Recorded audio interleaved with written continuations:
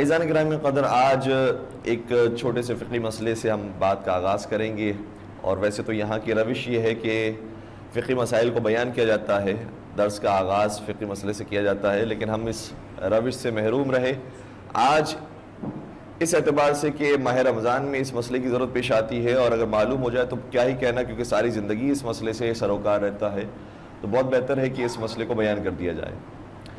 وہ یہ کہ نماز شب کی تعداد سے انسان واقف ہے، نماز شب کی اہمیت سے انسان واقف ہے، لیکن وہ طریقہ نماز شب کا کہ جو مراجعین نے باقاعدہ لکھا ہے کہ یہ پراپر شرعی طریقہ ہے نماز شب پڑھنے کا. اگر پوری نماز شب پڑھنا چاہے تو کس طریقے سے پڑھی جائے گی، اور اگر اس کی کم ترین مقدار پڑھنا چاہیں تو کس طریقے سے پڑھی جائے گی، وہ آج انشاءاللہ بیان کرنے کی کوشش کریں گے. دیکھیں، نماز شب کو تو پہلے انسان معمولی نہ سمجھے. یہ نماز ایسی نماز ہے کہ واجب نہیں ہے، لیکن یہ کہا جا سکتا ہے اس کے ثواب کو دیکھتے ہوئے کہ شاید واجب نمازوں سے زیادہ اس کا ثواب. اچھا، یہ جملہ جب پہلی مرتبہ انسان سنتا ہے تو تھوڑا سا حیران ہوتا ہے کہ یہ بات کیا واقع ہو سکتی ہے کہ واجب سے بھی مستحب کا ثواب بڑھ جائے. تو اس کا سادہ سا جواب یہ، اور انشاءاللہ ہمیشہ ذہنوں میں رہے گا، اور بزرگان مجھ سے زیادہ بہتر جانتے ہیں، کہ جی ہاں، واجب سے بھی زیادہ کبھی مستحب کا ثواب بڑھ سکتا ہے. وہ کیسے؟ خود حدیث کے اندر آیا ہے کہ پروردگار نے سلام میں 70 نیکیاں رکھی ہے. جو سلام کرنے والا ہے اس کے لیے 69 نیکیاں ہیں، جو جواب دینے والا ہے اس کے لیے 1 نیکی. اور سب جانتے ہیں کہ سلام کرنا مستحب ہے، جواب دینا واجب. تو کبھی کبھار ایسا ہوتا ہے کہ واجب سے زیادہ مستحب کا ثواب ہو. تو یہی معاملہ نماز شب کے بارے میں محسوس ہوتا ہے کہ اس قدر ثواب بیان کیا، اس قدر ثواب بیان کیا، اور حتیٰ پیغمبر اکرم پر واجب قرار دیا کہ آپ نماز تہجد پڑھیں گے. وَمِنَ اللَّيْلِ فَتَہَجَّدْ، جب رات کا وقت آ جائے تو آپ کو نماز شب پڑھنی ہے. اور اسی طریقے سے قرآن کریم میں آیا کہ یا ایھا المزمل قم اللیل الا قلیلا، اے چادر اوڑھنے والے میرے حبیب، نمازوں کے لیے رات میں اٹھا کر، مگر تو پوری پوری رات جاگتا ہے نمازوں کے لیے، ذرا کم اٹھا کر. اور وہی رسول کے جس کو کہا گیا کہ نمازوں کے لیے کم اٹھا کر، جب کوثر آئے تو فرمایا فَصَلِّ لِرَبِّكَ وَانْحَرْ، جب ہم نے آپ کو کوثر عطا کر دیا تو اب اپنے رب کی نمازوں کے لیے اٹھا کر. تو نماز شب اتنی اہم نماز ہے کہ پیغمبر پر واجب ہے، اور ہمارے لیے اتنی زیادہ بافضیلت ہے کہ محسوس یہ ہوتا ہے کہ واجب نماز سے زیادہ اس کا ثواب ہو.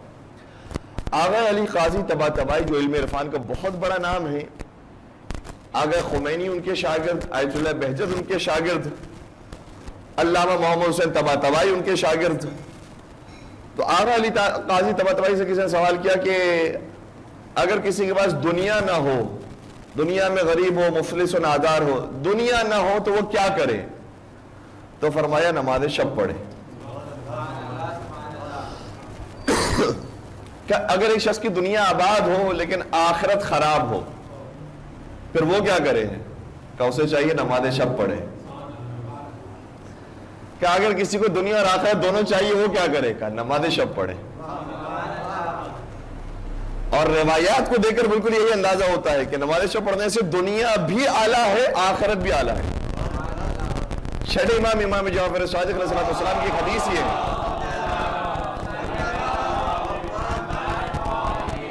ارشاد فرماتے ہیں کہ جو شخص نماز شب پڑھتا ہے اس کا چہرہ نورانی ہوتا ہے، اس کے وجود سے خوشبو ساطع ہوتی ہے، اس کے رزق میں پروردگار اضافہ کرتا ہے، اس کا قرض غیب سے ادا ہوتا ہے، اور پھر آخرت میں اس کے لیے وہ مقام ہے کہ جو باقی عام جنتیوں کے لیے نہیں ہے.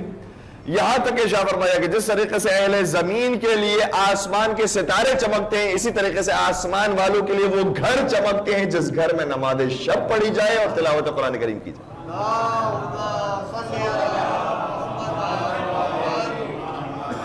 تو نماز شب سے دنیا بھی اعلیٰ ہے، آخرت بھی اعلیٰ ہے. اور ایک اور روایت ہمیں اور زیادہ مستحکم کرتی ہے کہ نماز شب کو کسی انداز میں نہ چھوڑے. وہ یہ ہے کہ نماز شب کی قضا بھی اگر انسان انجام دے تو اس کا بھی ثواب ہے. اور کیسا ثواب؟ عجیب ثواب. نماز شب کی قضا پڑھنے کا ثواب. اگر عام دنوں کی بات کی جائے تو اس میں تو ویسے سحری کے لیے انسان نہیں اٹھتا ہے، نماز فجر کے لیے، اور وہ بھی اگر وقت آخر میں اٹھائے تو نماز فجر پڑھی، اس کے بعد اگر نماز شب کی قضا کرنا چاہے تو جی ہاں، نماز شب کی وہاں پر بھی اس وقت بھی قضا کر سکتے ہیں. اور اس کا ثواب کیا ہے؟ چھٹے سرکار شاہ فرماتے ہیں کہ قیامت کے میدان میں، بلکہ جب کوئی بندہ مومن نماز شب کی قضا انجام دیتا ہے تو اسی وقت پروردگار اپنے فرشتوں سے کہتا ہے کہ اے میرے فرشتوں، تم دیکھ رہے ہو اس بندے کو، اس کے اوپر نماز شب کی قضا واجب نہیں تھی، لیکن پھر بھی یہ میری محبت میں نماز شب کی قضا کر رہا ہے، تو اگر اس نے میری خاطر نماز شب کی قضا کی ہے، میں اس کے سارے گناہوں کو معاف کر دوں۔ اب آتے ہیں اس اہم سوال کے اوپر کہ نماز شب کا اگر وقت وسیع ہو، ہمارے پاس گنجائش موجود ہے، صحیح طریقے سے جو شرعی طریقہ بیان کیا گیا ہے کہ اس طرح سے نماز شب ہوتی ہے، وہ طریقہ بھی عرض کر دیتے ہیں اور مختصر ترین طریقہ بھی بیان کرنے کی کوشش کرتے ہیں۔ نماز شب کی 11 رکعتیں ہیں، اور جتنی بھی مستحب نمازیں ہیں سوائے نماز شب کی نماز وتر کے، باقی جتنی بھی مستحب نمازیں ہوتی ہیں سب 2 رکعت کر کے ہمیشہ پڑھی جاتی۔ نماز غفیلہ ہو 2 رکعت ہوتی ہے، مسجد کوفہ کے اعمال انجام دینے کے لیے جائیں 2 رکعت نماز ہے، مسجد سیلا کے اعمال انجام دیں 2 رکعت نماز ہے، بلکہ اگر کہیں پر کہا بھی جائے اور مفاتر کے اندر کہیں پر جملہ یہ موجود بھی ہو کہ اس دعا کے بعد آپ کو 4 رکعت نماز پڑھنی ہے، تو ان 4 کا مطلب یہ ہوتا ہے کہ 2 رکعت کر کے 4 رکعت پڑھنی ہے۔ مستحب نماز جتنی بھی ہوتی ہے وہ 2 رکعت کر کے پڑھی جاتی ہے، تو یہ نماز شب جو 11 رکعت ہے اس میں آپ 10 تک تو ایسے ہی 2 رکعت کر کے پہنچ جائیں۔ ان 10 میں سے جو شروع کی 8 رکعتیں ہیں اس کے لیے نیت ہوگی کہ میں نماز شب پڑھتا ہوں قربتاً اللہ۔ 2 رکعت جو شروع کی 4 نمازیں ہوں گی اس کے لیے نیت ہوگی میں نماز شب پڑھتا ہوں قربتاً اللہ۔ اور نماز شب اور نماز تہجد کا فرق ہمارے یہاں نہیں ہے، ہمارے یہاں نماز تہجد نماز شب ہی کو کہا جاتا ہے، نماز شب نماز تہجد ہی کو کہا جاتا ہے، برادران اہل سنت کے اندر اختلاف پایا جاتا ہے۔ اس طرح سے یہ 8 رکعتیں جب نماز تہجد یا نماز شب کی نیت سے پوری ہو جائیں گی، اس کے بعد 2 رکعت جو مزید ہے 9ویں اور 10ویں رکعت وہ نماز شفع کی نیت سے ہے۔ صرف حرف اور صرف کلمہ تبدیل ہو گیا ہے نماز شفع، جس کو ہمارے بعض بزرگان بعض عزیزان جو کہہ رہے ہیں نماز شفع، جو عربی میں اس کا تلفظ ہے وہ نماز شفع، جب جیسا کہ قرآن کریم کے اندر آیا والشفع والوتر کہ شفع اور وتر کی قسم، تو شفع یہ 9ویں اور 10ویں رکعت کی نیت ہے کہ میں نماز شفع پڑھتا ہوں قربتاً اللہ، شین فے عین، جس سے شفاعت بھی نکلا ہے۔ اس کے بعد آخری رکعت ہے جو نماز وتر کی نیت سے ہے یا نماز وتر کی نیت سے۔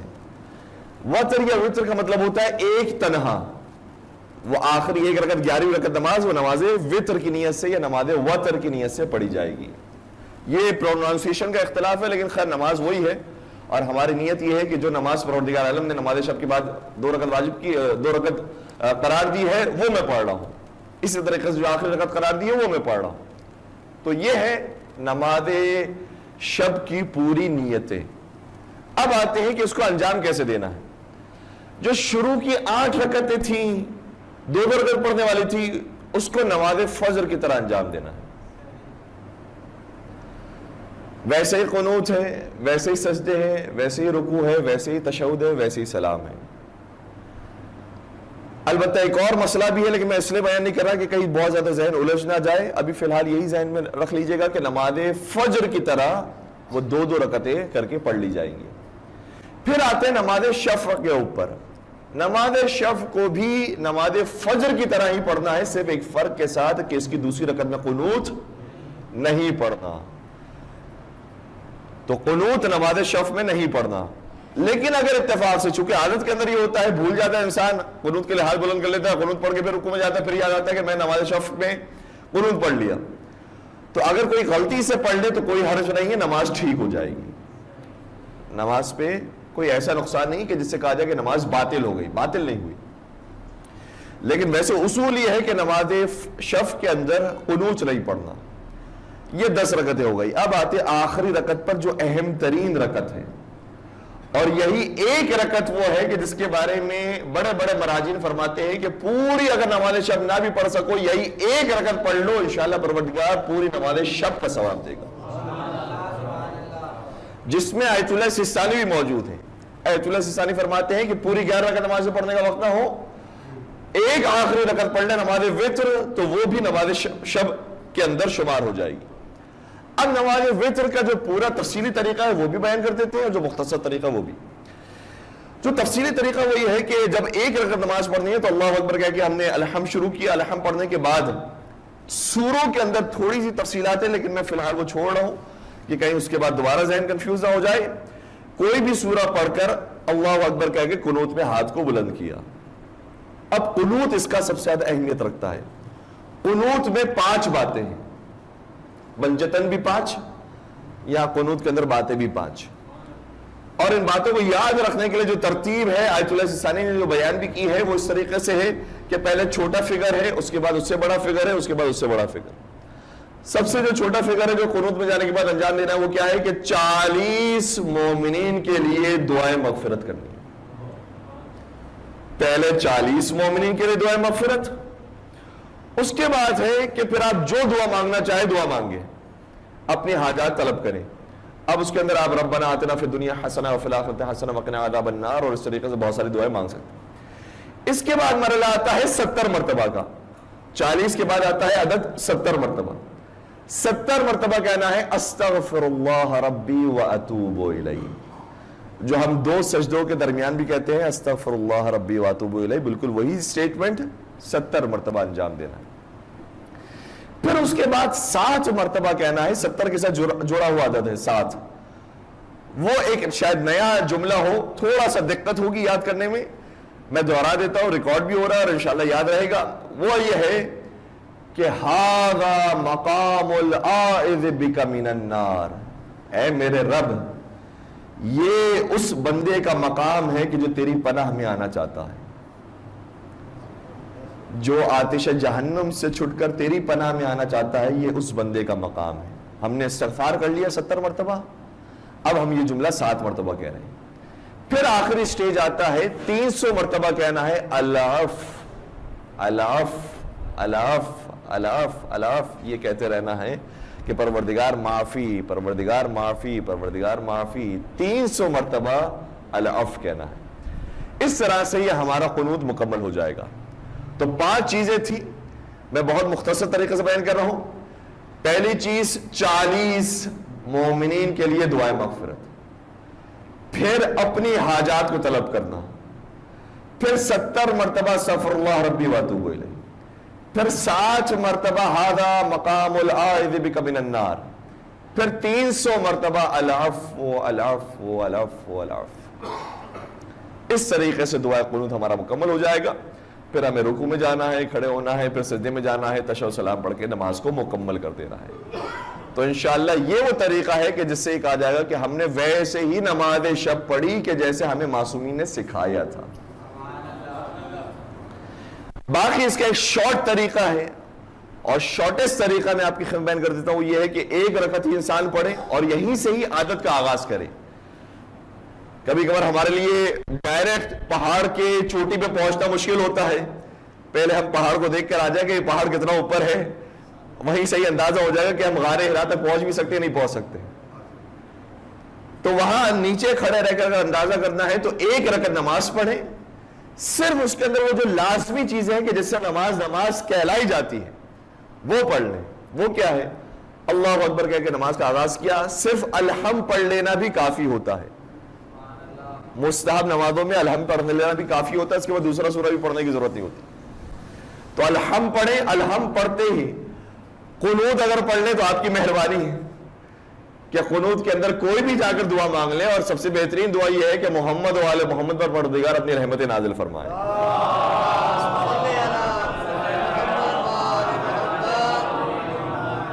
ورنہ اتنا قنوت بھی مستحب ہے، اگر اتنا بھی چھوڑنا چاہیں تو خدا بھی آپ کو چھوڑ دے گا کہ پکڑے گا نہیں۔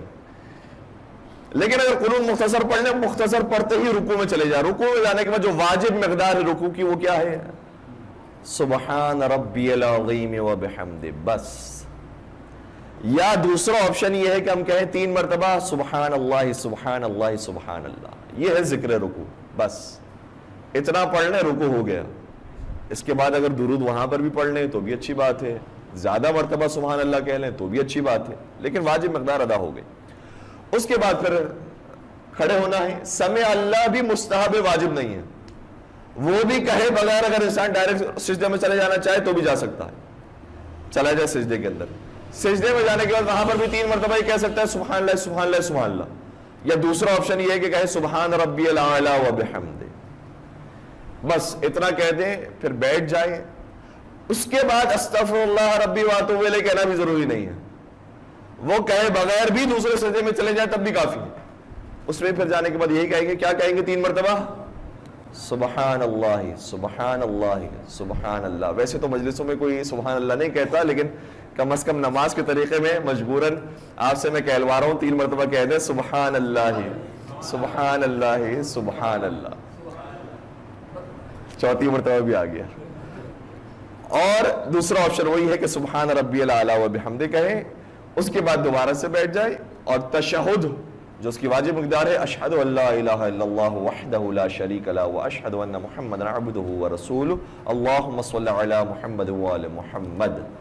اس کے بعد سلام کی جو واجب مقدار ہے وہ کیا ہے؟ السلام علیکم ورحمۃ اللہ وبرکاتہ۔ نماز مکمل ہو گئی۔ تو یہ اتنا مختصر طریقہ ہے۔ انشاءاللہ جب سحری کے لیے اٹھتے ہیں ویسے ہی وضو کرنا ہے نماز فجر کے لیے، اگر تھوڑا پہلے انسان وضو کر لیتا ہے تو نماز وتر ہی اگر انسان صرف واجب مقدار میں ادا کر لے تو انشاءاللہ پروردگار کی رحمت اس سے کہیں زیادہ وسیع و عریض ہے کہ ہمارا شمار بھی نماز شب پڑھنے والوں میں فرمائے۔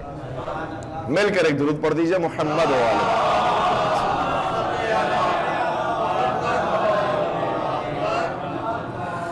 آج جی بسم اللہ جی جی جی جی اتفاق سے آج ہی میں آیت اللہ سستانی کی جو ویب سائٹ کو دیکھ رہا تھا، اس میں انہوں نے بیان فرمایا، اور تقریباً ظاہراً تمام ہی مراجعین کا یہ فتویٰ ہے کہ اگر ہم واجب نماز پڑھ رہے ہیں تو اس کے اندر مستحب کی نیت کو داخل نہیں کیا جا سکتا۔ قضا نمازیں اگر پڑھ رہے ہیں تو وہ قضا ہی لکھی جائیں گی، قضا ہی کا ثواب پہنچے گا، قضا ہی کی ادائیگی ہوگی، نماز شب اپنی جگہ پر باقی ہے۔ سوائے یہ کہ ہم پروردگار کے اوپر پورا بھروسہ کرتے ہیں، پروردگار کو رحمان و رحیم مانتے ہیں، کریم مانتے ہیں، انشاءاللہ پروردگار ہماری بے بسی اور بیچارگی کو دیکھتے ہوئے ہماری واجب نماز کے اندر ہی مستحب نماز کا ثواب دے دے تو وہ الگ بات ہے۔ ورنہ شرعی اصول کے اعتبار سے اگر دیکھا جائے تو یہ واجب نمازیں نماز شب کا آلٹرنیٹ نہیں بن سکتی، اس لیے وہ نماز شب اپنے مقام پر پڑھنا ہوگی۔